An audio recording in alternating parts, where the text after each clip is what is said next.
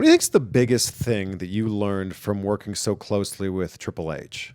Man, I mean, Triple H has a tireless work ethic, and he is. I'd say him and Shawn both are just great at like the small details and great at seeing the big picture in itself as well.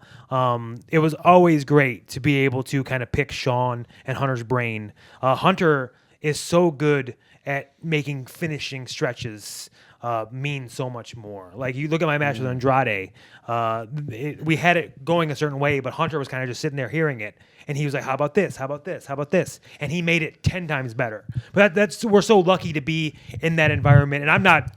I am 100% on board, and so lucky to that I just have a Rolodex of basically the smartest minds in wrestling in my back pocket. Yeah. If I had a question, I'd be like, "Hey, Triple H, what do you think about this? Hey, Shawn Michaels, how would you do this?" And I would always run my stuff by them because, like I said, they are two of the smartest people, not just in wrestling, but that I've ever met. Yeah, what do you think it was that like really endeared you to Shawn Michaels? Because like it was pretty obvious, with your final promo, you guys had like a really, really close relationship. We do, and we continue to have a really close relationship. Like it's so funny. Like when Quill was born, like everyone reached out. Shawn reached out. Like Hunter reached out. Like I'm so lucky to have such a great relationship with everyone there that I've worked so long with.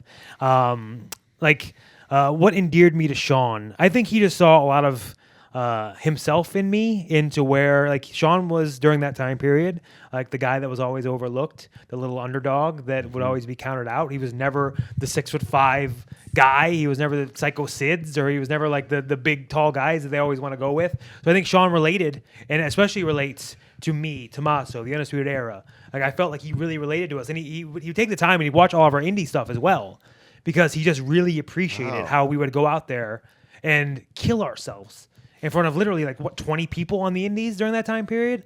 Like that blew him away. And like for Shawn, like the passion, the heart, the love, all you put into it, like he really respects that. And he knew too, as I've expressed to him numerous times, how much he meant to me growing up. He was painted on my wall, for God's sake.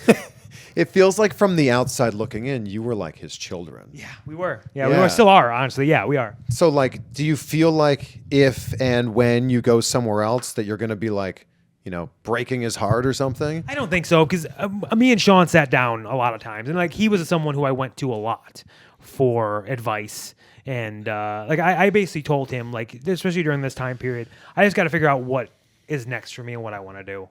He totally understood having Quill coming, having a baby on the way, and he totally understood stepping away and figuring out stuff for yourself. You got to think too, like Shawn did that for a long time. When he hurt his back, he was away from wrestling for a good long time period. Yeah. And he didn't come back till I think he was like 37, 38. Yeah. And then when he had his long run, another long run with WWE. Yeah.